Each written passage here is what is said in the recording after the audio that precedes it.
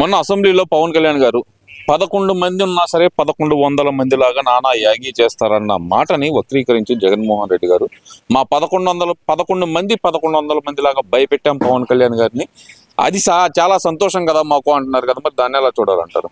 ఇప్పుడు పవన్ కళ్యాణ్ గారు అన్న అర్థం వేరండి. మీరు భయపెట్టం కాదు, ఏదైతే మీ పార్టీకి సంబంధించిన వైఎస్ఆర్ పార్టీకి సంబంధించిన ఎమ్మెల్యేలు కానీ, మాజీ ఎంపీలు కానీ, మాజీ కార్యకర్తలు కానీ వాళ్ళు అనేక కేసులు ఉండి, దొంగ కేసులు ఉండి పెట్టించుకున్న తర్వాత కూడా ఇవాళకి కూడా మేమేదో పత్తిత్తుల్లాగా మాట్లాడుతూ ఉన్న దాని మీద డిస్కషన్ చేస్తా ఉద్దేశంలో భాగంగా ఏదైతే వైసీపీ సంబంధించిన కార్యకర్తలు కానీ, మాజీ ఎమ్మెల్యే కానీ, మాజీ ఎంపీలు, ముఖ్యమంత్రి జగన్మోహన్ రెడ్డి గారు మాజీ వీళ్ళు ఏదైతే గతంలో మాట్లాడిందో దాన్ని ఇప్పుడు వేరే చేసుకొని మీరు గతంలో లాగా ఇక పైన మాట్లాడితే ఊరుకునేది కాదు అని దానికి ఒక హెచ్చరికగా భాగంగా డిప్యూటీ సీఎం గారు చెప్పడం జరిగింది. దాన్ని జగన్మోహన్ రెడ్డి గారు ఎమ్మడే భుజాన్ని వేసుకొని అదేదో ఇదిలాగా ఫీల్ అయ్యి మాట్లాడుతున్నారు.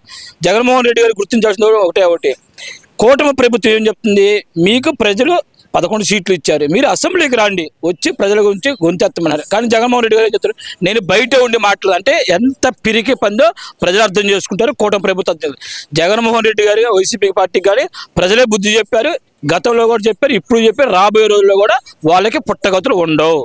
అంటే ఇక్కడ ఆయన అంటున్నారు కదా 1100 మంది లాగా మేము భయపెట్టాం అన్న ఆయన చెప్పినప్పుడు, మరి ఆ 11 మంది ఆ 1100 మంది లాగా ప్రవర్తించే వాళ్ళు అసెంబ్లీకి వచ్చి ప్రభుత్వాన్ని గడగడలాడించవచ్చు కదా, మరి ఎందుకంటే రాలేకపోయారంటారు? అదేమంటే నేను బయట అడుగుతున్న ప్రశ్నలు మీరు అసెంబ్లీలో సమాధానం చెప్పండి అంటూ మరి జగన్మోహన్ రెడ్డి గారు కొత్త వాదనకు తెరదీశారు. అసలు దాన్ని ఎలా చూడాలంటారు? ఫస్ట్ మనం గమనించాల్సిందంటే వైసీపీ మాజీ ఎమ్మెల్యే కానీ ఎమ్మెల్యే కానీ అసెంబ్లీ అన్నా ప్రజలన్నా గౌరవం లేదు. ఫస్ట్ గౌరవం ఉన్న ఏ వ్యక్తి అయినా సరే అసెంబ్లీలోకి వచ్చి జనం తరపున ఫైట్ చేస్తారు.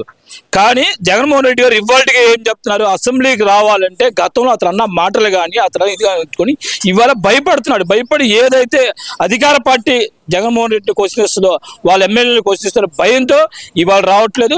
కానీ జగన్మోహన్ రెడ్డి గారికి ప్రజల తరపున కానీ పార్టీ తరపున కానీ ఇవాళ కూడా మేము చెబుతాను, నువ్వు అసెంబ్లీకి వెళ్ళి మాట్లాడి ఏది మాట్లాడతారు, బయట ఉండి ఏసీ రూముల్లో కూర్చొని బుల్లెట్ ప్రూఫ్ కారులో కూర్చొని మాట్లాడదు. జనాల్లోకి వెళ్తే అసెంబ్లీకి వెళ్తే ప్రజలంటే తెలిసిందే కదా. ఇకపైన ఇప్పుడు 11 వచ్చినాయి, నీకు ఈసారి నువ్వు తప్ప ఆ 10 సీట్లు కూడా వచ్చే పరిస్థితి లేదు, నువ్వు మాట్లాడే మాటలకి నువ్వు చేసే శాస్త్రాలకి. అంటే ఇప్పుడు ఆయన అంటుంది ఒకటే, నేను బయటే కూర్చొని ప్రశ్నిస్తాను, నాకు అసెంబ్లీ నుంచే సమాధానం చెప్పండి అనే మాట ఆయన చెప్తున్నాడు చాలా గట్టిగా. నిన్న కూడా అదే అంటున్నాడు, నేను బడ్జెట్ సమావేశాలు మొదలైన రోజే ప్రెస్ మీట్ పెట్టాను, మళ్ళీ ఈ రోజు ప్రెస్ మీట్ పెట్టాను, ఇంతవరకు నాకు సమాధానం చెప్పలేదు అనే మాట ఆయన అంటున్నాడు కదా. మరి ఆయనకు సమాధానం ఎందుకని చెప్పలేకపోతున్నారు? ప్రభుత్వంలో తప్పు ఉందనుకోవాలంటారు? అది ఇప్పుడు ప్రభుత్వం నుంచి ఎలాంటి తప్పునండి, ఏ అసెంబ్లీ సమావేశం అయినా సరే ఏ ఎమ్మెల్యే ఏ ముఖ్యమంత్రి గారైనా అసెంబ్లీలో చర్చిస్తారు. బయటకు వచ్చి రోడ్ల మీద రూముల్లో ఇంకోసారి ఏ ఎమ్మెల్యేలు కానీ ఎంపీ కానీ చర్చించరు. నువ్వు మాజీ ముఖ్యమంత్రివి, నువ్వు అసలు ముందు అసెంబ్లీకి వెళ్ళి వాళ్ళు ఏం ప్రకటించారో, బడ్జెట్లు ఏముంది, ఏ నిధులు ఉంటే నువ్వు ముందు చదువుకొని చేస్తే దాని మీద నీకు క్వశ్చన్ చేయొచ్చు. నువ్వేం చదువుకోకుండా నువ్వు ఏ కాడికి ఆ బెంగళూరు తిరిగి ప్యాలెస్ తిరిగి బెంగళూరు తిరిగి దాని మీద అవగాహన లేక ఎవడో షిఫ్ట్ రాసిస్తే దాన్ని చదువుకుంటా నీకు ఇవాళ వచ్చి నాకు సమాధానం చెప్పి సమాధానం నీకు చెప్పాలి అంటే నీతో పాటు 10 మంది ఎమ్మెల్యేలు తీసుకుని అసెంబ్లీకి రా. అసెంబ్లీ నువ్వు క్వశ్చన్ టు క్వశ్చన్ అడుగు, గవర్నమెంట్ నీకు ఆన్సర్ చెప్పిద్ది. నువ్వు దానికి చేతగాక భయపడి బయట నుండి సమాధానం చెప్పంటే గవర్నమెంట్ అంత ఖాళీగా లేదండి. అసెంబ్లీలో మాత్రమే ప్రతి చర్చకి సమాధానం వచ్చింది. యువతకు ఉద్యోగాల కల్పనే లక్ష్యంగా మరి కూటమి ప్రభుత్వం గతంలో చెప్పారు. ఏదైతే నారా లోకేష్ గారు కానీ పవన్ కళ్యాణ్ గారు కానీ చెప్పిన మాట ఏంటంటే కనుక ఉపాధి కల్పనే మా ముందున్న అతిపెద్ద లక్ష్యం అంటూ వాళ్ళు చెప్పారు. దానిలో భాగంగానే కంపెనీలకు రాయితీలు ఇస్తుంటే ఆ రాయితీలు ఎందుకు ఇస్తున్నారని చెప్పి వైసీపీ నాయకులైనటువంటి ఒక ఎంపీ గురుమూర్తి అనే ఎంపీ హైకోర్టులో కేసు వేశారు. అసలు ఎలా చూడాలంటారు ఇది? అసలు ఫస్ట్ దీంట్లో మనం గమనించాల్సిందంటే వైసీపీ ఎమ్మెల్యే కానీ ఎంపీ కానీ గతంలో 5 సంవత్సరాలు దౌర్జన్యం చేసి కబ్జాలు చేసి భూ కబ్జాలు పాల్పడి అనేక కేసులు పెట్టుకొని ఇవాళ వచ్చి వాళ్ళు ఏదైతే అవినీతి ఉన్నారో కంపెనీల మీద కూడా అదే బురద చల్లాలి, అదే అవినీతి చేయాలి. ఇవాళండి ఒక 10 లక్షలు పెట్టి ఒక కంపెనీ పెట్టాలంటే దానికి ఏదో ఒక సపోర్ట్ ఉండాలి. కార్మికుల పరంగా, బ్యాంకింగ్ పరంగా, లోన్స్ పరంగా, గవర్నమెంట్ పరంగా భూమి ఏమీ ఇవ్వకుండా ఆంధ్రప్రదేశ్ డెవలప్ అవ్వాలంటే ఎలా అవుతుంది? ఇప్పుడు ఒక కుటుంబం పెద్ద పని చేస్తేనే కదా కుటుంబం మొత్తం జరిగేది. అట్లా ఒక కంపెనీ కూడా గవర్నమెంట్ తరపున ఏదో ఒక రాయితీ వస్తేనే కదా ఆ కంపెనీ వచ్చేది.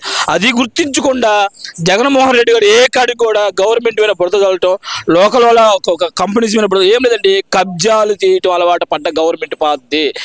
ఏదైతే మాజీ ఎంపీని కూడా మనం చూసాం, కియా కంపెనీ దగ్గరికి వెళ్ళి మాకు వాటా ఇవ్వండి, మాకు వాటా ఇవ్వకపోతే ఆంధ్రప్రదేశ్ నుంచి తరివేసిన రోజులు ఉంటాయి.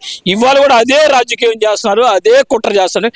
కానీ ఈ గవర్నమెంట్ ఏదైతే ఉందో ప్రతి కంపెనీ కూడా తీసుకొస్తే రాయల్టీ ఇస్తుంది.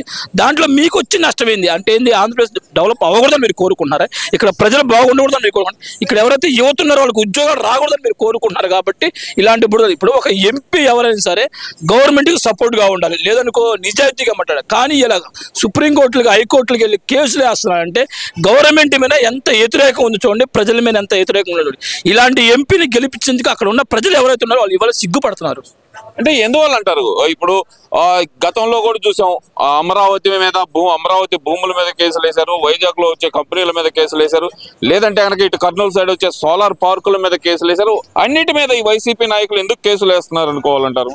ఇప్పుడు వైసీపీ నాయకులు ఒకటేనండి, రాష్ట్రం గురించి అవగాహన లేదు, ప్రజల గురించి అవగాహన లేదు, ఇక్కడ ఉన్న సమస్యల గురించి అవగాహన లేదు. ఏ పని చేస్తే రాష్ట్రం డెవలప్ అవుతుంది దాని మీద అవగాహన లేదు. ఫస్ట్ ఏ ప్రజలైనా సరే కోరుకునేది ఏంది? మీరు ఎలక్షన్ టైంలో ఓటు వేయించుకోవడం కాదు, ఆంధ్రప్రదేశ్ బాగుపడాలంటే ఏం చేయాలి? దాంట్లో భాగంగా వాళ్ళ కూటానికి ఓటేసి 164 సీట్లు గెలిపించారు. కానీ మీరు ఏం చేస్తారు? జనం మీద మీరు పగబట్టారు. ఇవాళ వాసన చెప్పాలంటే నాయకుల మీద కాదు, మీరు ఆంధ్రప్రదేశ్ ప్రజల మీద పగబట్టి ఈ ప్రజల నాశనం అయిన దాకా మీరు నిద్రపోకూడదని ఒక ఉద్దేశంతో ఇప్పుడు అమరావతి డెవలప్మెంట్ అనేది ఇప్పుడు 2014లోనే గవర్నమెంట్ ప్రకటించింది. కానీ నువ్వు వచ్చిన 5 సంవత్సరాలు ఏం చేసావు? కొన్నాళ్ళు కర్నూలు అన్నావు, కొన్నాళ్ళు వైజాగ్ అన్నావు, కొన్నాళ్ళు ఇంకోసారి అవసరం బెంగళూరు కూడా చెబుతాను. ఇదేం పోయింది? ఇక్కడ ఉన్న ప్రజలు కష్టాలు పడేది.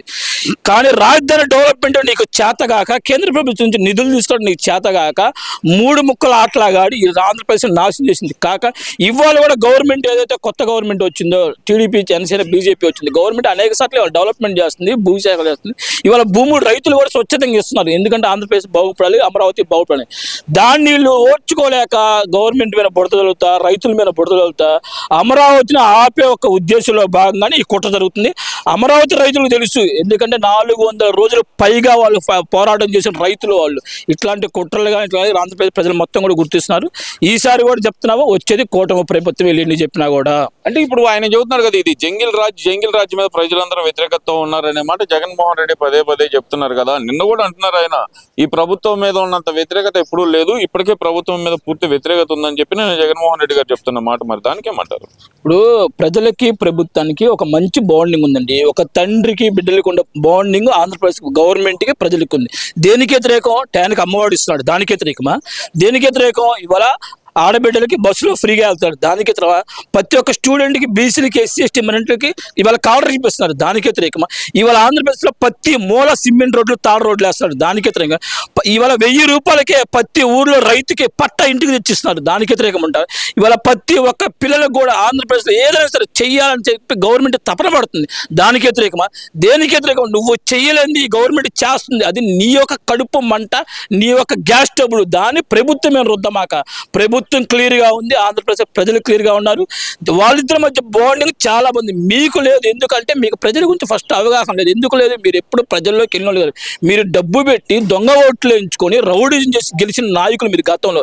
ఇవాళ అలాంటి పరిస్థితులు ఇవాళ ఎక్కడైనా సరే నిజాయితీగా ఓటేసే ప్రజలు ఉన్నారు, నిజాయితీగా గెలిచే ఎమ్మెల్యే, ఎంపీలు. ఇవాళ గుంటూరే ఉందండి, 7 బ్రిడ్జిలు శాంక్షన్ చేసిన చరిత్ర ఇవాళ సంవత్సరాల ఎంపీ గారికి. ఇవాళ ఎమ్మెల్యే గారు వచ్చేసి మొన్న లక్ష్మీపురంలో చిన్న కేసు ఉందంటే నైట్ అర్ధరాత్రి 1 గంట ఒక మహిళ బండి వేసుకునే చరిత్ర టీడీపీ ఎమ్మెల్యే గల్లా మాదే గారి. ఇలాంటి నాయకుల్ని విమర్శించాలంటే ముందే మీరు అసెంబ్లీకి రండి, ఫస్ట్ అసెంబ్లీకి వచ్చి క్వశ్చన్ చేయండి. అంతేగాని మీరు ఇళ్లలో కూర్చొని లేకపోతే ఇంకోసారి కూర్చొని వాళ్ళ మీద బుడద జల్లిస్తే వాళ్ళు కాదు, ప్రజలే తిరగబడతారు. మీరు ఇది గుర్తుంచుకోవాలి ఫస్ట్.